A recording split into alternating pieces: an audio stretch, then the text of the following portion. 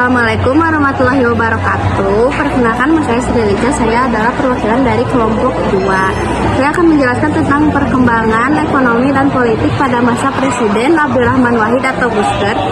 Presiden Abdurrahman Wahid atau Gus Dur adalah presiden keempat Republik Indonesia yang menjabat dari tahun 1999 pada bulan Oktober hingga dengan Juli tahun 2001. Meski masa jabatannya hanya 18 bulan, namun bisa dibilang politik dan ekonomi pada masa itu cukup signifikan.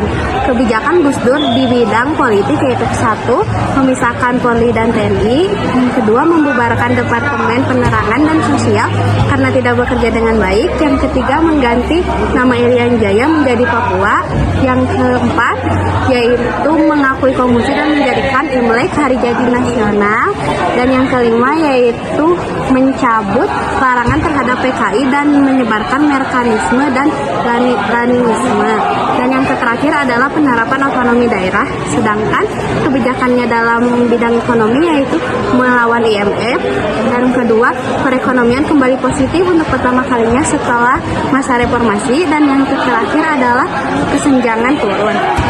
Di era Abdurrahman Wahid, sejumlah masalah yang sering terjadi di Indonesia berhasil diredam. Contohnya yaitu di Aceh dan di Papua, karena kedekatan Gus Dur berhasil menahan gelombang separatisme tanpa adanya dari bantuan persenjataan militer. Gus Dur adalah presiden pertama yang berhasil membubarkan Dwi Fungsi ABRI dan mengembalikan tentara ke barat. Dia juga berhasil memisahkan antara Polri dan TNI. Aspek sosial yang diminati oleh Kiai Nahdlatul Ulama itu juga berkat Gus Dur. Tahun baru Imlek yang dulunya tidak diperbolehkan pada saat koloni Belanda dan semakin dipersulit pada masa Soeharto, kini menjadi hari libur nasional untuk merayakan. Dan ia juga mulai mengakui Konghucu sebagai agama tambahan yang ada di Indonesia. Gus Dur juga sempat memperjuangkan para tahanan politik dan mereka didiskriminasi karena mereka melakukan pelanggaran pada PKI meskipun tidak berhasil. Bagi para TKI, Gus Dur adalah seorang pahlawan. Ia pernah menyelamatkan Siti Jubaidah dan Adi Asnawi pada saat mereka akan dihukum gantung di Arab Saudi dan Malaysia. Meskipun tidak menjadi presiden lagi, tapi Gus Dur pernah menampung 81 TKI dari Malaysia di rumahnya di Cianjur pada tahun 2005. Pertumbuhan ekonomi pada saat Gus Dur itu cukup baik dan tidak hanya dirasakan oleh PNS yang mengalami kenaikan gaji 3 kali lipat, tapi seluruh Indonesia juga merasakan dengan rata.